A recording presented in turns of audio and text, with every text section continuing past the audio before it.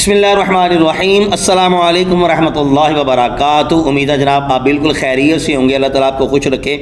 नाज़रीन, एक वीडियो मैं आप हज़रात के सामने रखने जा रहा हूँ। इस वीडियो को आप अपने ऊपर लाजिम कर लेंगे। इस वीडियो को हमने देखना है, ज़रूर देखना है, मुकम्मल देखना है, पूरी तवज्जो के साथ, यकसुई के साथ, पूरे इन्हिमाक के साथ इस वीडियो को लाजमी देखना है, क्योंकि ये वीडियो मेरे लिए, आपके लिए, सब के लिए इंतहाई मुफीद साबित होने वाली है। बेशुमार मुगालते अल्लाह की रहमत से दूर होने वाले हैं। मुखालफी ने एक अपनी तरफ से बहुत बड़ी चाल चलने की कोशिश की थी कि दावत इस्लामी के एक बड़े ही कदावर मुफ्ती हैं, हज़रत अल्लामा मौलाना मुफ्ती मोहम्मद अली असगर साहब अत्तारी। जानने वाले जानते हैं, पहचानने वाले पहचानते हैं, मानने वाले उनको मानते हैं। उनका एक वीडियो क्लिप का एक मुख्तसर सा हिस्सा जो है वो सोशल मीडिया पर वायरल किया जा रहा था, हालांकि वो पुराना था।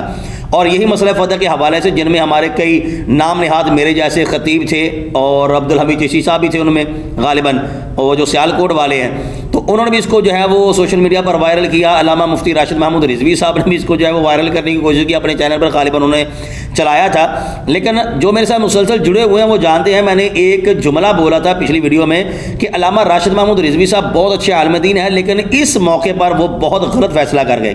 गलत जगह पर उन्होंने पैर रखा है। वो जिन्होंने साढ़े पंजाबी ज़बान कहना गिज्जे सन मिर्ज़ा इंजीनियर थे, लेकिन अब उनको शायद ये अंदाज़ा नहीं था कि आगे जलाली साहब के शागिर्द हैं जो कि बड़े मजबूत हैं। यहाँ पर मेरा बिल्कुल भी ये ज़हन नहीं है कि अल्लामा राशिद महमूद रिजवी साहब, अल्लाह ताला उनकी हिफाजत फरमाए, और जिस तरह वो इस्तकामत के साथ जो है वो रद्द कर रहे हैं मिर्ज़ा इंजीनियर का, अल्लाह करे वो करते रहें। तो यहाँ पर इस मौका पर वैसे उनको बयान नहीं करना चाहिए था, लेकिन अब चूँकि मैदान लग चुका है तो इस हवाले से अल्लामा ज़ाहिद महमूद नुमानी जलाली साहब, जो कि शेखुल हदीस भी हैं, उस्तादुल उलमा भी हैं, उन्होंने जो बयान दिया है ना इस हवाले से, वो आपने सुनना है।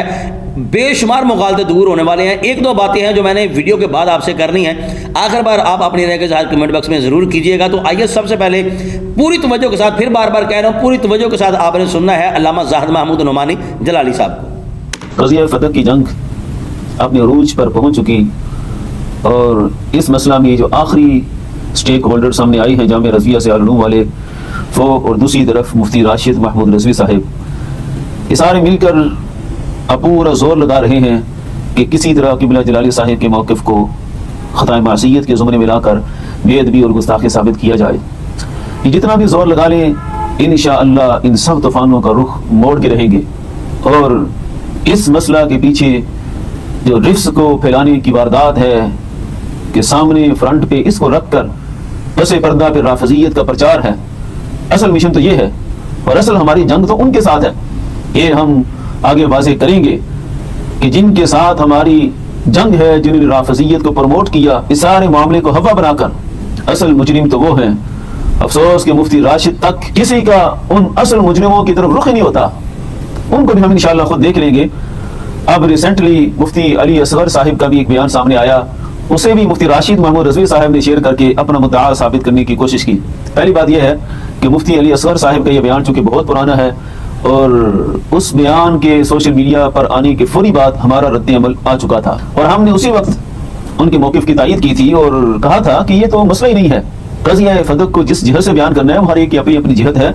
मुफ्ती अली असगर साहिब ने यह मौक़िफ़ अपनाया कि कुरान के उमूमी हुक्म के मुताबिक अमल था और हदीस का इल्म नहीं था, तो इसमें तो हमारा कलाम ही नहीं है।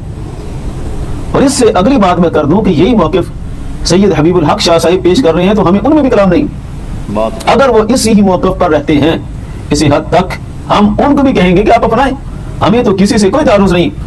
हाँ, ये बात मुफ्ती साहब ने शुरू में कर दी कि एक सबक की कई तरह से तकरीर होती है, तो कई पहलू होते हैं, ज़रूरी नहीं है कि एक ही पहलू से वो मसला बयान हो। तो उन्होंने जिस पहलू को मुनासिब समझा उस पहलू से तकरीर की, हमें तो इस पर कोई एतराज़ नहीं है।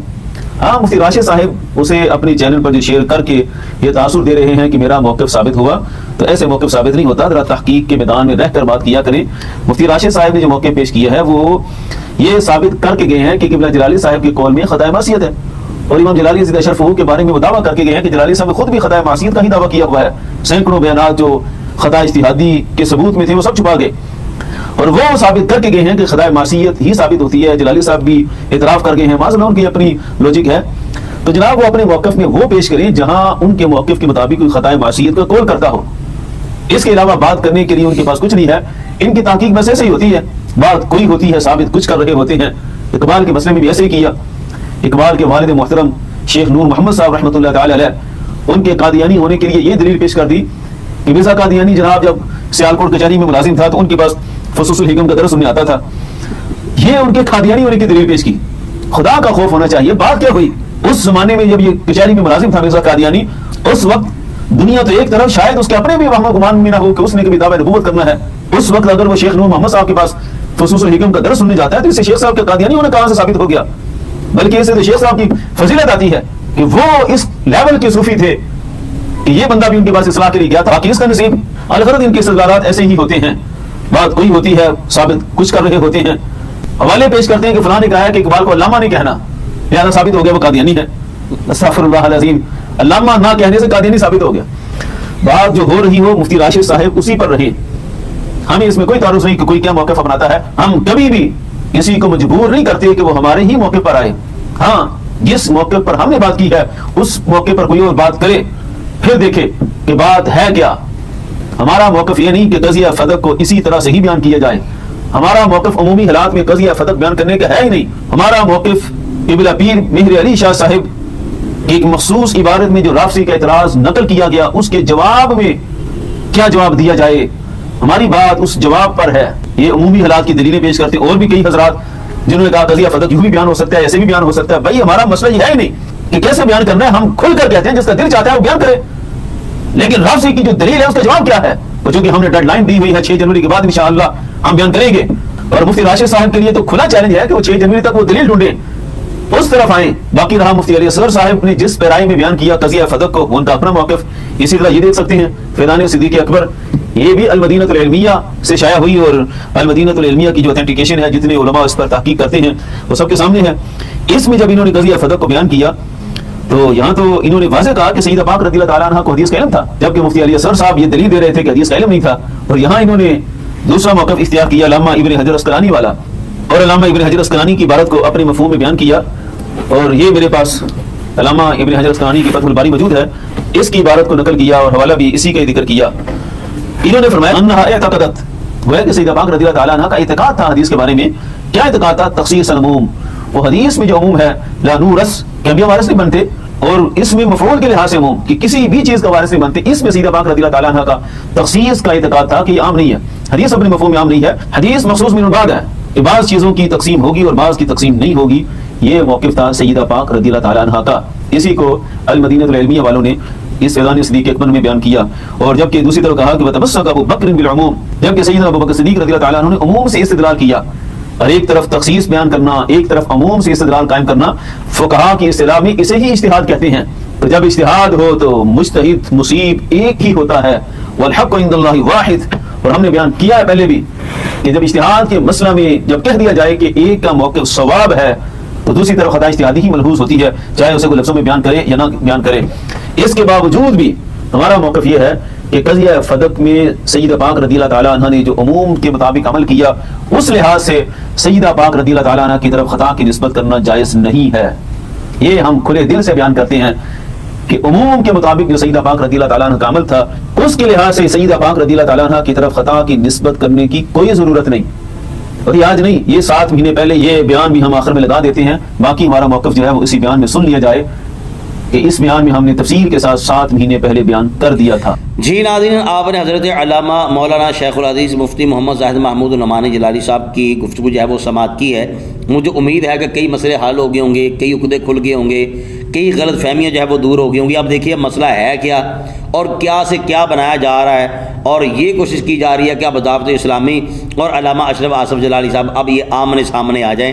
لیکن یہ بات تو طے شدہ ہے کہ اللہ تعالیٰ کی رحمت سے، اللہ تعالیٰ کے فضل و کرم سے نہ تو علامہ اشرف آصف جلالی صاحب کے ایمان و عقائد میں کسی قسم کی گڑبڑ ہے اور نہ ہی دعوت اسلامی میں. جیسے مرضی سازشیں کرنے والے کرتے رہیں. یہ اتنی سمپل سی بات ہے. مجھے نہیں پتا کہ راشد محمود رضوی صاحب و دیگر جتنے بھی احباب ہیں وہ کیوں یہاں پر جو ہے وہ ان کو مسئلہ سمجھ میں نہیں آ رہا یا حل نہیں کرنا چاہتے، یا وہ یہی چاہتے ہیں کہ جناب علامہ اشرف آصف جلالی صاحب جو ہیں ان کو ٹارگٹ کرنا ہی کرنا ہے. پتہ نہیں کیا دل کے حالات اللہ تعالیٰ کی ذات بہتر جانتی ہے کہ آخر میں یہ کیا چاہتے ہیں. لیکن یہ بات تو طے شدہ ہے کہ جتنے بھی طلباء ہیں یہ مسائل جو حضرت نے بیان کیے ہیں نا، یقین کیجئے کہ یہ باتیں میں نے بھی طلباء سے بھی سنی ہوئی ہیں، اساتذہ اکرام تو ایک الگ رہ گئے نا، طلباء بھی یہ باتیں بیان کر رہے ہیں جو ابھی علامہ زاہد محمود نعمانی جلالی صاحب نے بیان کیے۔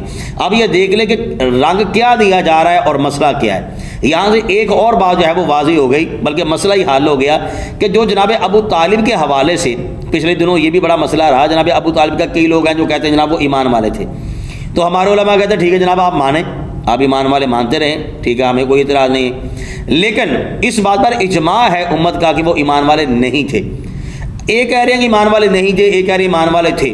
جو مانتے ہیں ایمان والے وہ مانتے رہیں، جو کہتے ہیں نہیں ایمان والے وہ ٹھیک ہے وہ کہتے ہیں بھی نہیں مان، ایسے بات چلتی رہے تو کوئی رفڑ نہیں ہے، کوئی لڑائی نہیں ہے، کوئی جھگڑا نہیں ہے۔ اختلاف کب ہوتا ہے؟ جب لوگ یہ کہتے ہیں نا کہ جو جناب ابو طالب کو ایمان والا نہیں مانے گا وہ اپنی ایمان کی فکر کرے، وہ خود ایمان والا نہیں ہے، وہ حلالی نہیں ہے، وہ یہ ہے وہ، تب معاملہ خراب ہو جاتا ہے۔ اسی طریقے سے نچوڑ جو ہے وہ حضرت نے بیان کر دیا ہے کہ جو موقف اس وقت انہوں نے دیا، یعنی کہ اس وقت سے مراد ہے کہ جو کلپ ان کا چلایا جا رہا ہے علامہ علی اصغر عطاری صاحب کا، وہ بھی ٹھیک ہے اپنی جگہ پر، لیکن جو انہوں نے بیان کیا ہے نا وہ غلط ثابت کرے کہ وہ گناہ کیسے ہو سکتا ہے۔